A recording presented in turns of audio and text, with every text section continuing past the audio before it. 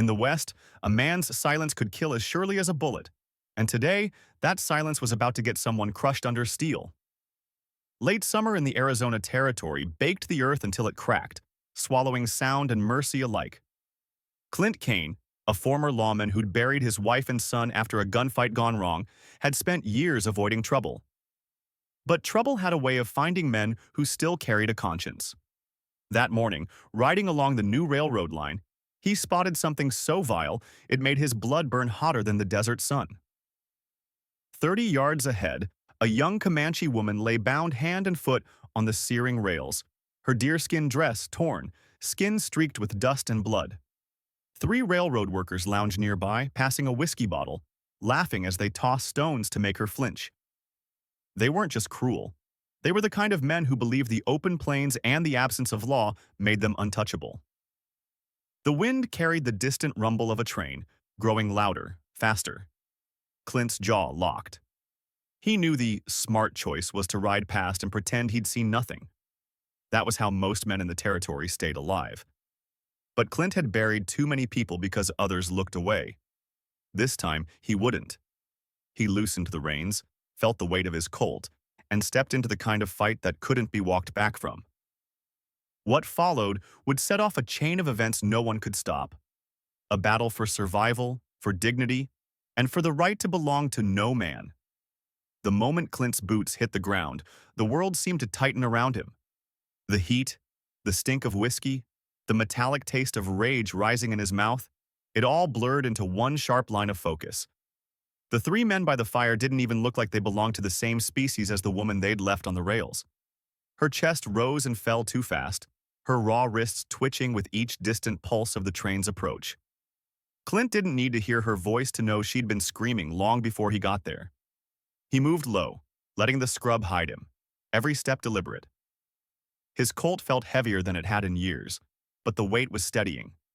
He could see now the rope biting into her skin, the way her bare feet pressed against the steel, as though even in terror she refused to give them the satisfaction of seeing her beg. One of the men lobbed another rock.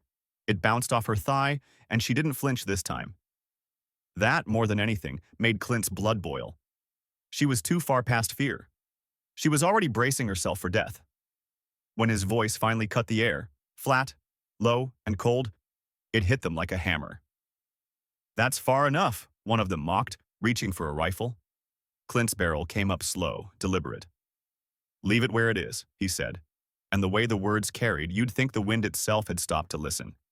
He cut her free in 3 sharp pulls of his knife, her ankles first, then her wrists.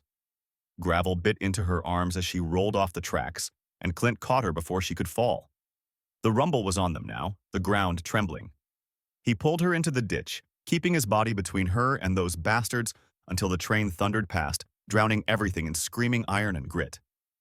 When the noise fell away, the silence was thick. She looked at him with eyes that were too steady for someone who'd just been pulled from death. "Please save me from them," she said. "I'll be your wife. I'll do whatever you want." There was no pleading, just the flat truth of a woman with no cards left to play. He didn't answer, just lifted her into the saddle and swung up behind her. The men shouted something, threats, maybe promises, but the wind tore their words away. An hour later, the cabin came into view, a quiet dot in the endless flat. For the first time in years, Clint felt the kind of stillness that didn't mean safety. It meant the calm before a storm. Because storms like this never stayed on the horizon. And if you think the rescue was the end of it, you're dead wrong. What came next would test not just the edge of Clint's gun, but the edge of his soul. If you're ready to see how far a man will go to protect someone the law says he shouldn't even care about, comment 1 and subscribe. And if you think you've guessed what happens next, hit like and keep watching. You might be very, very wrong. By the time Clint eased the horse to a halt in front of his cabin, the sun had dropped just enough to stain the sky a copper red. The ride had been long, silent, and tense. Not from fear of being chased, but from the unspoken truth hanging between them. She hadn't once looked over her shoulder, and that told Clint plenty. People who'd been hunted didn't waste time watching for danger they already knew would come. He swung down first, then offered his hand to help her dismount. The moment her bare feet touched the packed dirt, She flinched from the heat. He didn't comment. Just went straight to the shed and came back with a pair of old moccasins left behind by a trader months ago. She hesitated, weighing the offer, then slid them on with the quiet efficiency of someone who didn't believe in wasting anything that might be useful. Inside, the cabin smelled faintly of coffee grounds and the stew he'd cooked 2 nights before. It was small, plain. Table, 2 chairs, a bed, an iron stove, but solid. He pointed toward the bed. "You can have that. I'll sleep by the fire." No argument from her, just a long, searching look, as if trying to measure the exact weight of his words. When he set a tin cup of water on the table, she drank in quick gulps at first, then slowed, realizing there was no rush. Only then did he ask, "Name?" She hesitated, then gave it. "T." He gave his in return. "Clint." He didn't press her about the men on the tracks or where she'd come from. He'd learned long ago that pushing too soon only made people close up for good. Still, he couldn't ignore the way she tracked his every move, her eyes following even as he set a pot of beans and salt pork to boil. She wasn't curious. She was memorizing.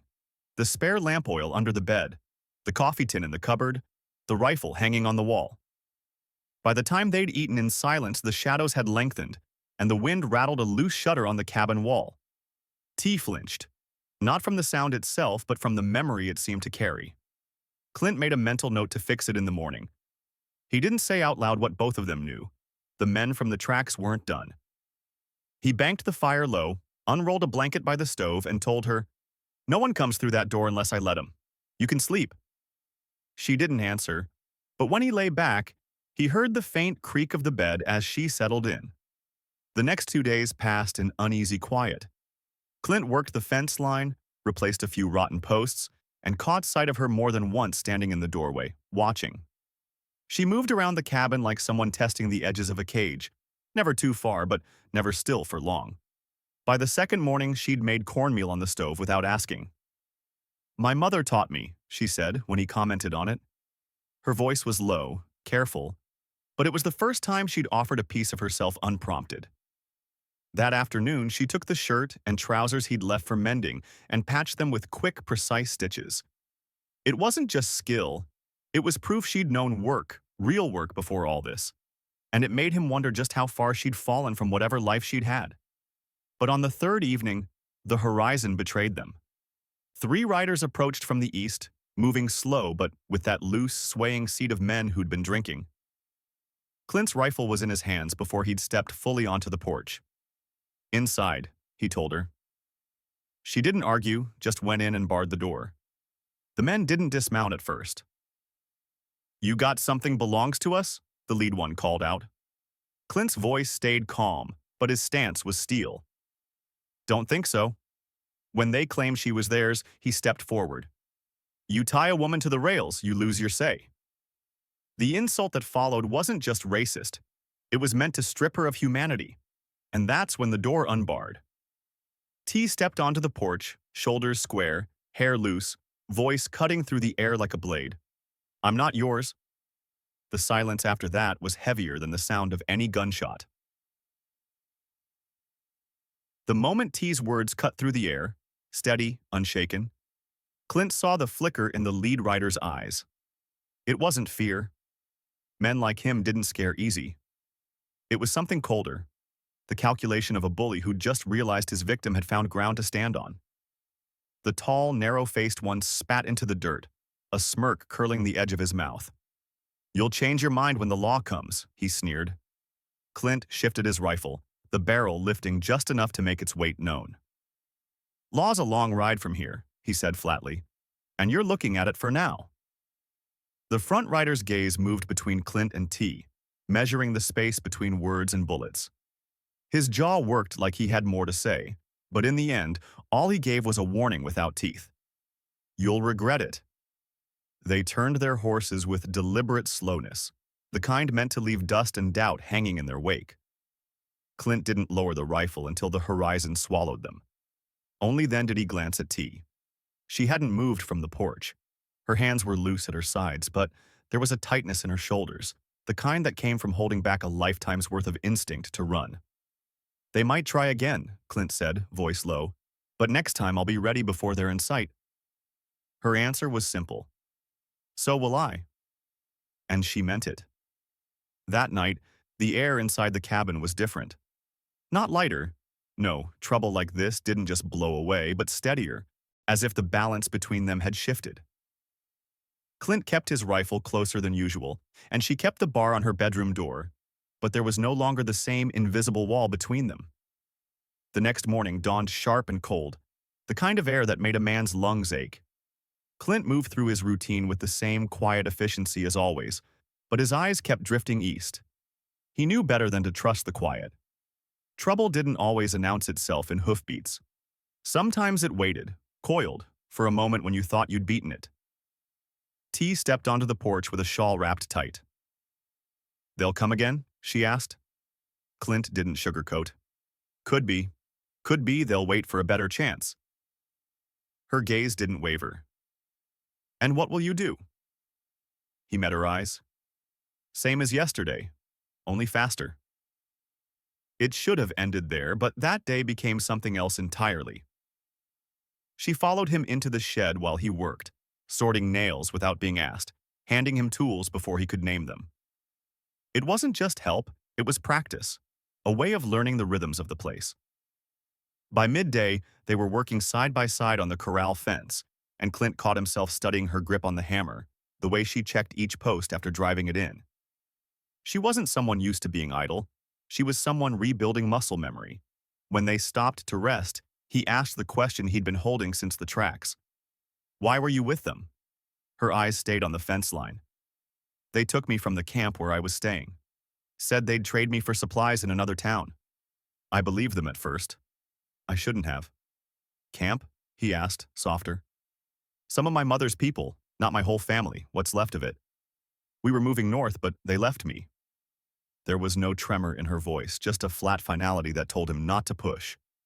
That evening, the wind rattled the repaired shutter, but this time, she didn't flinch. Clint sharpened his knife at the table while T mended another tear in her dress. When she folded it and set it aside, he remarked, "You keep fixing that dress, you'll run out of cloth." She gave the faintest smile. "I'll make it last. It's all I have." Without a word, Clint went to the shelf, pulled down a folded wool blanket, and set it in front of her. "This will do until we can get more." She tested its weight in her hands before setting it aside neatly.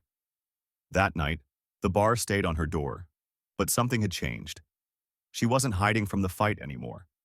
She was bracing for it. The next morning brought a new wind from the east, carrying the scent of rain that wouldn't come. Clint saddled his horse for a trip to town. "I want folks to see you here with me," he told her. "Harder for them to claim you belong to anyone else if half the town's seen otherwise." She didn't argue, but her jaw tightened in thought. On the ride in, her back stayed straight, eyes forward, like someone daring the world to meet her gaze. And if those men, or anyone like them, happened to see her riding beside Clint Kaine, they'd know something they hadn't before. This wasn't a woman waiting to be taken. This was someone ready to stand her ground. The town was little more than a cluster of weathered buildings, their false fronts standing like tired sentries against the wind. Clint tied the horses outside the general store, helping T down with the same steady hand he'd used since the rails, the one that made no claim and offered no leash. Inside, the air was cooler but thick with the smell of lamp oil, dried goods, and something faintly metallic. Iron nails, or maybe the faint tang of tin. The storekeeper, a thin man with a stoop in his shoulders, looked up from the counter. His eyes lingered on T a fraction too long, not with the drunken leer of the railroad men, but with the kind of curiosity that could turn dangerous if left to grow. Clint placed his list on the counter without inviting conversation. Flour, coffee, lead shot, and a few yards of cloth. T stood beside him, her chin lifted just enough to meet the storekeeper's gaze when it came back. She didn't lower her eyes, and she didn't shift her weight like someone unsure of her place. If the man expected her to shrink back, he was left disappointed. He fetched the supplies without another word, and Clint caught the way T's fingers brushed the folded cloth before she tucked it away, an acknowledgement of something she'd been given, but also a silent promise to make it last. Back at the cabin, the quiet settled in again. But it was no longer brittle. It was watchful. T moved around the space like she'd been there for years, tending the fire, sorting tools, making small repairs without being told. Clint noticed she never wasted motion. Each step served a purpose. Every glance took in more than it showed. It was during one of these quiet afternoons, while Clint was oiling his rifle and she was sewing by lamplight, that he asked the question he'd been holding back. When they left you, your mother's people, was it because of those men? T paused mid-stitch, eyes on the fire. Partly. They didn't want to fight what they couldn't win, and some didn't want me there anymore. My father wasn't Comanche. They said I brought trouble. The words landed heavier than she probably intended. Clint understood the kind of exile that wasn't written down, the kind where you learn to live with the echo of doors closing behind you. That trouble's mine now, he said simply. Her eyes lifted then, and there was something in them that hadn't been there before. Trust, not given lightly and never without cost. 2 days later, the windmill repair went bad. Clint's boot slipped, the old wood gave way, and he fell hard on his left side. The impact jolted pain through his shoulder, sharp enough to make his vision blur. T was at his side almost before he hit the ground, her dress catching on the dry grass as she knelt. It's dislocated, she said after a quick look. Needs to go back in. He raised an eyebrow. You done that before? Twice, my uncle. You trust me? There wasn't time to weigh it. Do it. Her hands were steady, her grip firm. One smooth motion, a hard push and roll, and the joint slid back into place with a dull pop. Clint gritted his teeth, breathing through the rush of heat in his skull. She tied his arm into a sling using a strip from the new cloth, her voice firm. You don't lift anything for a while. For the rest of the day, she took over the chores, feeding stock, hauling water, stacking firewood. She worked without hesitation, as if she'd been preparing for this from the moment she stepped off the rails. That night, for the first time, Clint noticed she didn't bar her door. She moved around the cabin freely, tending the fire while he rested. When he asked why she'd run toward him instead of going for help after the fall, her answer was plain. Because you're the only one here. If something happens to you, I'm alone again. It was the kind of truth that didn't need softening, and it settled in Clint's mind the same way the barrel of a rifle settled into the shoulder, meant to be there. The following morning, under a sky heavy with unspent rain, Clint told her to saddle both horses. He didn't explain until they were halfway to town. We're getting a marriage license, he said. If they come back with some claim, I want there to be no doubt. T didn't argue. She rode with her spine straight, the cold air biting at her cheeks, her eyes forward. In the county office, her voice was steady as she spelled her name for the deputy. Clint signed his own, and without ceremony they exchanged rings. His a simple brass band, hers the carved mesquite. One she'd been shaping in quiet hours by the fire. When they stepped back into the street, the wind cut sharper, but neither of them hurried. There was no speech, no celebration, just the quiet understanding that whatever came next, they'd face it as one. Spring came slow to the flats, the kind that tested patience. Each morning a fraction warmer, each day just enough to coax green shoots from the hard dirt along the south wall of the cabin. Weeks passed without a sign of the 3 men from the tracks. Whether they'd decided the fight wasn't worth it or found trouble elsewhere, Clint didn't care. What mattered was that the horizon stayed empty and the air no longer carried the weight of waiting. T had claimed a small patch of soil near the corral, turning it over herself and planting beans, greens, and a scattering of wild herbs she'd collected on quiet walks. Clint often found himself watching her work from the porch, coffee cooling in his hand. There was a steadiness in her movements, the same unshaken rhythm she had when mending a seam or tending the fire. It wasn't just survival anymore. It was building. Inside the cabin, changes had taken root. A second water barrel stood by the door. The shelves had been rearranged into a system only T seemed to understand, but Clint didn't mind. The place felt lived in now, not simply occupied. One afternoon, while they repaired the corral gate together, Clint finally said what had been circling in his mind since the day in the county office. You could have left, he said. without looking up from the hinge he was tightening. I didn't want to, T replied. Not because of the paper, he pressed. Because you wanted to. That's right. When he turned to meet her gaze, there was no guarded edge, no measuring of what he might do next. Only the same steady look she'd had when she stepped onto the porch to face those men, but warmer now. That evening, after supper, he repeated the Comanche words she'd taught him. Water, fire, bread, sky, and added the one she'd given him just the day before. Home. It drew a smile from her that stayed in her eyes long after it left her mouth. They stayed by the fire that night, saying little. The wind moved through the grass outside in slow waves, and for the first time in months, there was no feeling of waiting for the next blow to fall. The following morning, they saddled the horses together. Not because they needed to go anywhere urgent, but because the work was easier with two. Clint talked about adding another trough, maybe building a smokehouse before winter. T considered what else could be planted if they cleared more ground. By midday, the fence line was checked, the stock watered, and the cabin door left open to the mild air. It wasn't peace born from forgetting what had happened. It was the kind forged by surviving it, together. In the Arizona Territory, that was rarer than gold, and more dangerous to anyone who thought they could still take it away. This story shows that in a land without laws strong enough to protect the innocent, courage becomes the only real justice. Clint could have looked away, but choosing to act, even when the odds were against him, meant breaking the cycle of cruelty that thrives in silence. T's resilience proved that survival isn't just about escaping danger, but about reclaiming dignity and building trust. Together, they turned isolation into partnership and fear into a shared stand against those who would own others. The lesson is simple. When you protect someone's freedom, you protect your own humanity.